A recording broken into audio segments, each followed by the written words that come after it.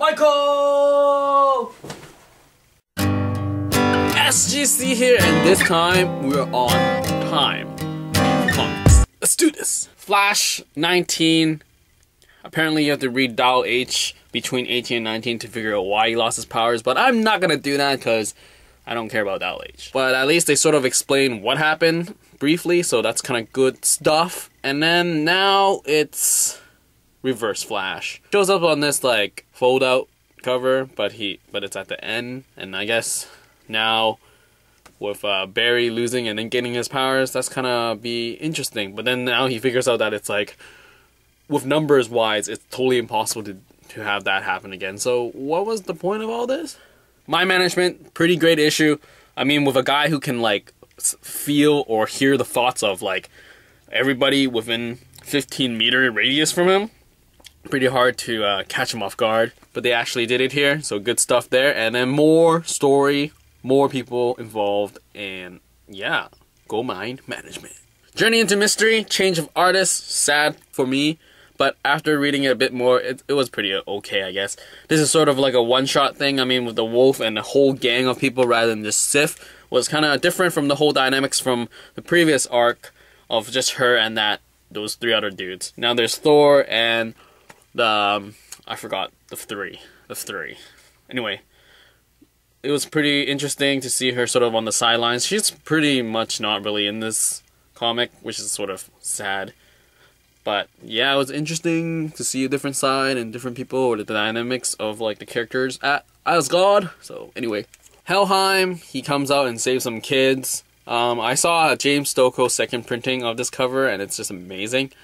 Sort of wish that Stokoe had the first printing cover rather than this one. So now that we know that he's sort of like made of different people, and then he's trying to fight like the people that screwed him over rather than just fighting justice. So that's going to be interesting. So it's going to be a revenge thing rather than oh, I'm back to be a good guy. So Young Avengers totally love this issue with that one page of Norval doing that like shooting out thing, and then all this like laying out of like the numbers of what happened, and then sort of this like commentary on the side. That was pretty interesting and fun. And then Loki pulls his own Loki thing. I mean, I sort of saw that coming from really far.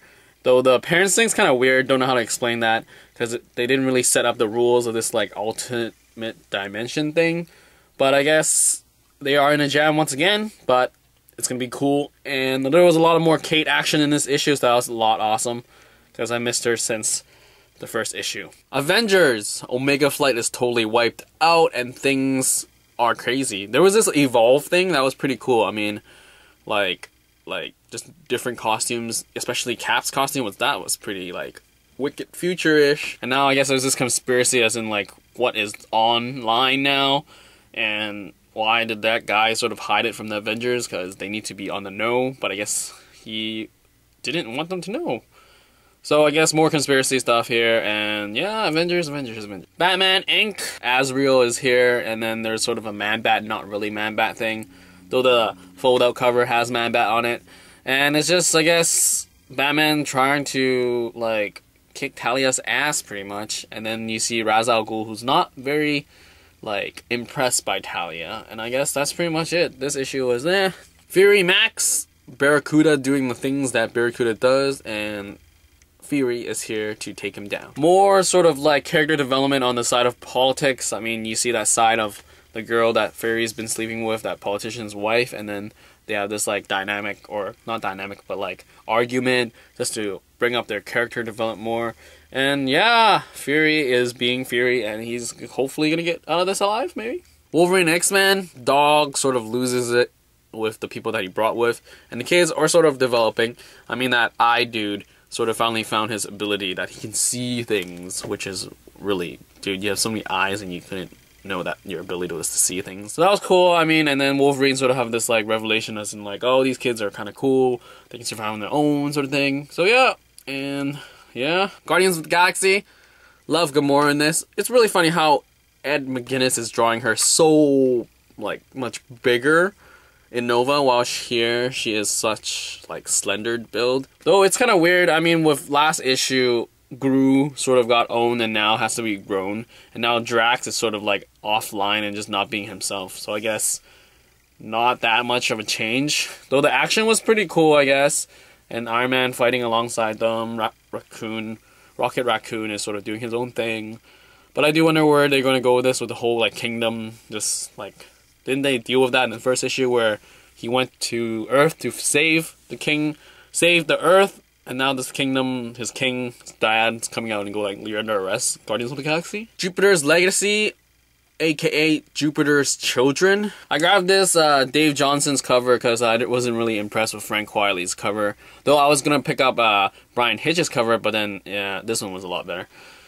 Jupiter's Legacy, I didn't really read into what it was about prior to reading this, so the fact that it was actually superhero based was sort of a surprise for me, and it was pretty cool. I mean, seeing how parents and kids act when they're superheroes, because I mean, just because I have superpowers doesn't mean I have to be a superhero, sort of thing. Conflict there, and yeah, I look forward to next issue because it was pretty good, and it's just the ending is like, oh, okay, now what's gonna happen now? End times of Ben and Bram.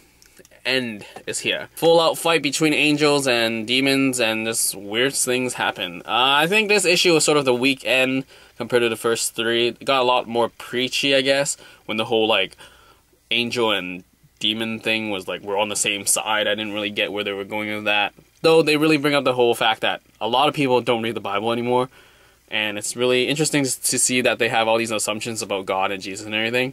Just like read the Bible, sort of thing. Then you get like you're not surprised with how God operates if you read the Bible, sort of thing. So yeah, it's ending, and congrats to the team. East of West issue 2. I came in an hour after RX opened, and it was sold out already. I'm so glad I grabbed a copy. Not crazy compared to the first issue, though things moving along, and then you get the 4 horsemen like doing their own thing, killing out everybody, and then electing a new president, and then these like people just have this conference call pretty much, and then they talk with Death here, and then they just like see who's bigger. Oh wait, all of a sudden there's a review at the end that's just like, oh okay, interesting. Didn't even know that happened. So I guess now it's like a rescue op or trade-off now? I don't know. Still interesting, like the art, so keep reading this. And that's it for this week. But what is coming up May 4th? Beside May the Force be with you? Free comic book day. And finally, I have an ad for RX because we haven't had sales for a while. So here's the ad. There we go. You have a massive sale. 50% off back issues, comics, and magazines. And then you get 30% off graphic novels, trade paperbacks, and hardcovers. And then you get 25% off all final figures, final toys, statues, and collectibles. And if you show up with this flyer, you get an additional 10% off. And when you submit this flyer, there's actually a raffle. There's actually a raffle going on.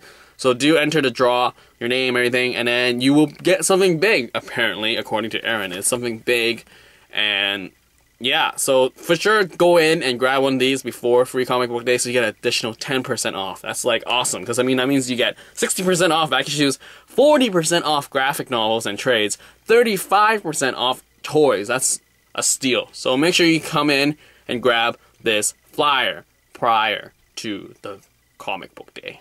So that's all for this week's comics. I enjoyed my comics. I hope you do too, because you paid for it like always. RX Comics address is in the description actually. And yeah, totally check them out because, like I said, that raffle draw thing, additional 10% off. You really need that with the flyer. So that's all. See ya.